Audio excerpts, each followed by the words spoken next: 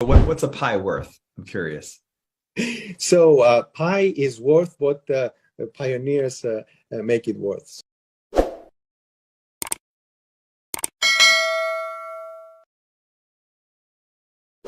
We're pleased to have with us this afternoon Nicholas Kokkalis. He's the founder of Pi Network. Nicholas, welcome to our program. Thank you very much for having me. So where do you want to take the company? What's ahead on the road of development, and what users can see in terms of the experience, in the next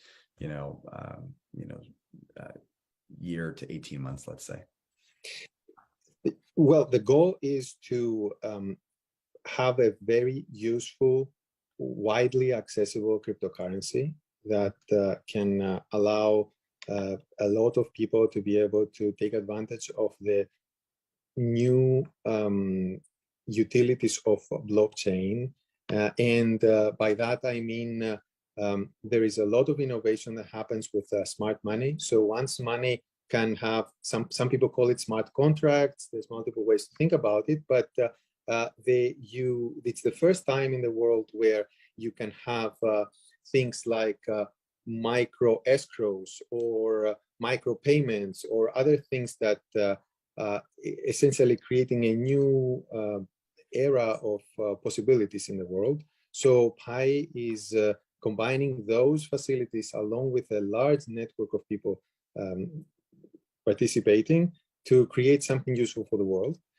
Specifically, that's for the longer term, as you said, a year and a half and beyond. In the meantime, from now until then, what's important is that we are currently in the process of completing KYC for the members of the network. So Pi is going to have millions of people who are crypto ready and KYC, then real people, real accounts on it. So we are currently in the process of doing this, and the goal is that once we have a large number of people who have initially KYC'd, to migrate their balances into their mainnet so that they can start exploring and using the currency.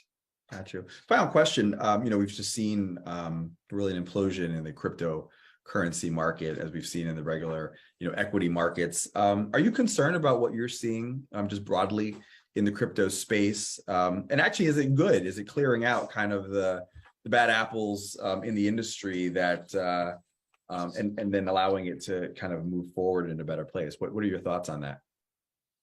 Yeah, well, it's usually an unpleasant thing to hear that any market may be going up and down. At the same time, it is a natural cycle that it happens all the time, and we have seen it in crypto multiple times as well, that there is a cycle. I also agree with the second part of your question, that you mentioned that this helps possibly clear out some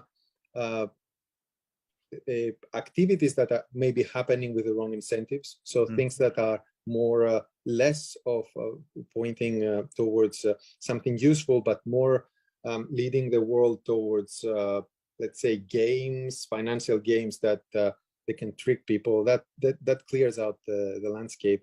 But overall, for Pi, as I mentioned earlier, we never we never sold Pi to any person. So there's no one who can be sad that the down cycle is here right now, because no one bought it at a higher price and now it's a lower price because no one could buy it to begin with. So essentially, to the Pi network, the way that the currency is used hasn't really been affected by the external market at all. Because I can give you an example. Right now, people are spending 1 Pi to request to be KYC by the network. This 1 Pi, and everybody is paying 1 Pi. This 1 Pi is pooled and then distributed to some human validators, other people in the network who are helping complete the validation. So there's a pool of Pi that is then being paid out to the validators. So within the Pi network, before the crash, people were paying 1 Pi. During the crash, they were still paying 1 Pi, and after the crash, they're still paying 1 Pi, and they're getting paid the same amount that the validators they would. So there was completely no effect. at the moment. So now in the future, of course, we all live in a connected world, Right. and we don't necessarily, it's not necessarily always going to be living in a vacuum, but that's the current situation. So what's a pi worth? I'm curious. So pi is worth what the pioneers make it worth. So in this specific case, that I described, you need to spend 1 pi to get yourself KYC'd, and that 1 pi is distributed back to validators depending on how many validators are needed for each validation. Great. Well, Nicholas Kokkalis, Yeah. we're grateful to have you with us today. Thank you so much for your time. Thank you. All right.